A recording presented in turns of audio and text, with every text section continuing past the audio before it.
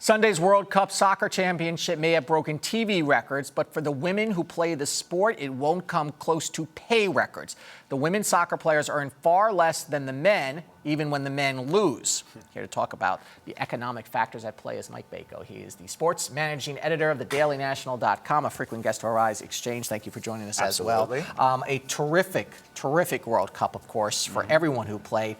To walk us through the pay discrepancy, well, first, what are they going to earn for winning? Let's start with that. Well, what they're going to earn for winning is hopefully on the back end in terms of sponsorship deals. You see someone like Carrie Lloyd coming out of that finals game on the tip of everyone's tongues, on the tip of every marketer's tongue. So she needs to strike while the iron is hot. There are other established players, Morgan and Wamba, who already went into this World Cup with name recognition. So if you see the three of them coming out of this with some sponsorship deals and really building their brand as they go forward. And they split, $2 million for winning, which is not a lot for everybody on the team. It's not a lot for everyone on the team, and it's not a lot compared to what the men get. And certainly we've discussed what's been going on with FIFA over the last few months. So when there's billions of dollars on the men's side of the game, when you think about $2 million, that's a pittance. Is this simply because the sponsorship dollars aren't as high for women's sports in general and for women's FIFA?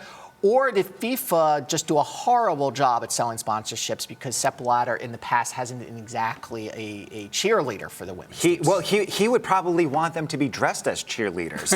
in terms of his bad comment on my part. His ideas of growing the female audience in game, wearing shorter shorts and sexier outfits. Putting that Mr. Blatter aside. I think probably what you're looking at is that you need to see this as a progression. This, a couple of years ago with the U.S. team from the men's side making their way, hopefully for the following World Cup, that's when you'll see sponsors get more involved. That's when you see interest peak even more. I think this will be a good, firm foundation for possibly moving forward into 4 years from now for the next Women's World Cup. And can they grow that over the next 4 years? It's going to be tough, though, because there's no real foundation for a league here. Well, I was about to ask you. So the men have a place to go both in Europe, throughout the entire world now, and even in the MLS here, which of course the pay is much less in the MLS than it is in Europe, but the women don't have really a place to go, do they? They don't really have a place to go, and when you look at what their salaries are like, when you look at a league like the Women's League, where the salary cap is $265,000. What that speaks to is lack of interest, lack of TV partners, lack of sponsorships, the fields and the stadiums where they're playing in. So it's a cumulative effect. I've often wondered, can they afford to even be on the national team? I mean, how do they pay their bills on a day-to-day basis? Well, that's where you have to hope that you actually win that $2 million spread among a bunch of players. But then that's when you look at, what are you doing outside of playing? Are you doing clinics?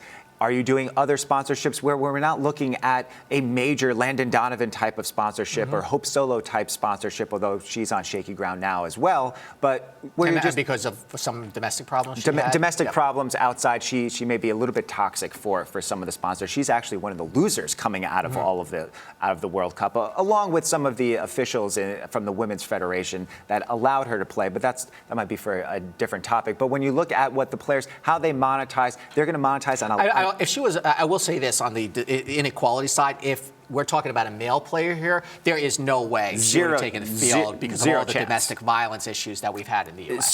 Certainly, if you took her word for it, may have had some wiggle room, man versus women, but when you see the extra reporting that came out from ESPN, when you saw her sister-in-law, nephew, the things that were going on there, certainly that should have been the final straw for her. They're going to get a parade apparently in New York. They're going to get a parade in New York City. So when you get an event in Los Angeles where they came from... The Canyon of Heroes, which is where the Yankees have paraded down, the Rangers have paraded down, one of the most famous locations in the General world. Norman Schwarzkopf coming back from Desert Storm, that you are in an elite company when that happens. Now, here's where it gets a little bit tricky.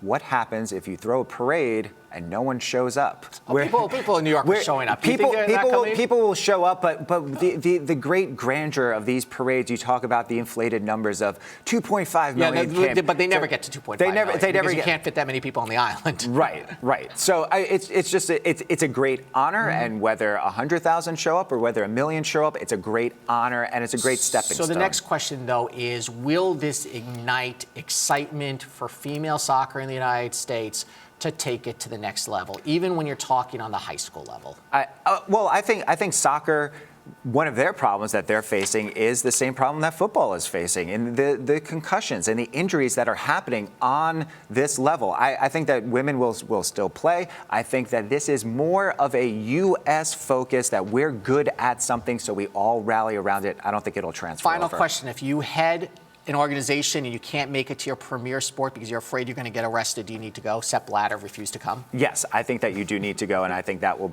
be one of the final pushes out the door for him. Interesting. Mike Mako, thank you as always. Thank you.